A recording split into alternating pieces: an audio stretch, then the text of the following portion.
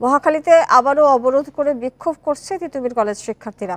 কলেজকে বিশ্ববিদ্যালয়ে উন্নীত করার দাবিতে সকাল 11:30 থেকে রাজধানীর মহাখালী রেলগেট এবং আমতলীতে বিক্ষোভ করে তারা। প্রায় 4.5 ঘন্টা পর অবরোধ তুলে নিলেও কিছুক্ষণ পরে ক্যাম্পাসের সামনে অবরোধ করে ছাত্ররা। অবরোধের কারণে স্থবির হয়ে পড়ে রাজধানী, বন্ধ হয় সব ট্রেন চলাচল।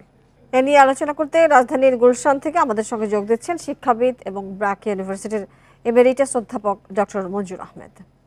ডক্টর মঞ্জুর আহমেদ, আপনাকে স্বাগত জানাচ্ছি আমাদের সংবাদে। জানতে চাই, এই যে ট্রেন আটকে আন্দোলন, শিক্ষার্থীদের এত মারমুখী হওয়ার কারণ কি? আজকে বেশ কয়েকজন আহত হয়েছেন ট্রেনের ভিতরে, তার মধ্যে শিশুও রয়েছেন।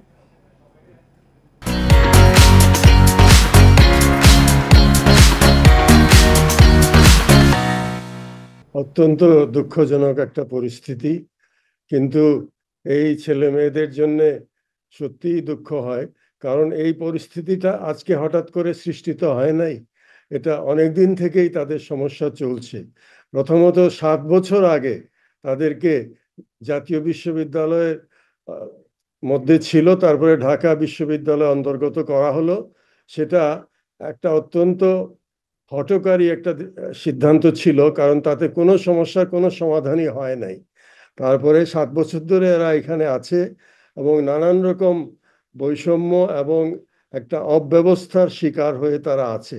কিন্তু মনে হচ্ছে যেন ওই রাস্তা অবরোধ না করলে আর এরকম ভাবে না নামলে রাস্তায় তাদের কোনো অভিযোগ শোনা হয় না। তো এটা এতদিন ধরে এটা চলছে কেন? এটা একটা সমস্যার সমাধানে আসা হয় নাই কেন আগের থেকে? তো সেটাই সমস্যা। এখন তার এইভাবেই দাবিটা না জানালে কেউ শুনবে না, সেটাই মনে হচ্ছে ব্যাপারটা। তো এখনো সমাধানটা কি হবে? এখন 7টা কলেজ ঢাকা বিশ্ববিদ্যালয়ের সঙ্গে সবগুলো মিলে একটা আলাদা বিশ্ববিদ্যালয় করার দাবিটা এরা করছে, কিন্তু আসলে কি করলে সমাধান হবে সেটা ভেবেচিন্তে করা উচিত।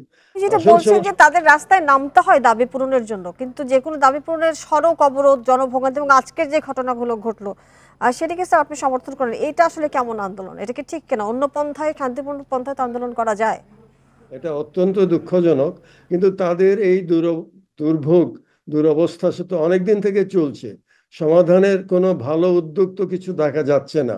রাস্তায় নামলে তখন একটা আশ্বাস দেওয়া হয়, তারপরে সেই আশ্বাসটা পূরণ করা হয় না। তো এই অবস্থাই চলছে। তা এখন সেটার পরিবর্তন না হলে তো এটা আবার চলতে থাকবে। তাই এটা একটা ব্যবস্থা নেওয়া উচিত। আসল সমস্যাটা হচ্ছে প্রতিটা এই কলেজগুলোতে 2 লাখের বেশি শিক্ষার্থী আছে, কিন্তু তাদের শিক্ষার কোনো পরিবেশ নাই, তাদের যথেষ্ট শিক্ষক নাই, অবকাঠামো নাই, ক্লাস হয় না, পরীক্ষা ঠিকমতো হয় না। তো সেই অবস্থায় তারা আছে। তো এইসবের সমাধান তো করতে হবে। তো সেই ব্যবস্থাটা করা উচিত, তাদের সঙ্গে আলাপ আলোচনা করা উচিত এবং সেটার জন্য নির্দিষ্ট পরিকল্পনা নিয়ে এগোনো উচিত। তাহলে হয়তো একটা সমাধান হবে, না হলে তো এই পরিস্থিতি আবার দাঁড়াবে। সেটা অত্যন্ত দুঃখজনক, সেটা নিশ্চয়ই সমর্থনযোগ্য নয়। একটি বিষয় যে আমরা দেখি যে এত সরকারি বেসরকারি বিশ্ববিদ্যালয় রয়েছে, এতগুলো থাকার পর আরেকটি বিশ্ববিদ্যালয়ের দাবি কতটা যৌক্তিক আপনি মনে করেন? আরেকটি বিশ্ববিদ্যালয় না, এই যে কলেজগুলো 2 লাখ শিক্ষার্থী আছে, তাদের একটা তো একাডেমিক এবং প্রশাসনিক ব্যবস্থাপনার একটা যথার্থ ব্যবস্থা তো করতে হবে।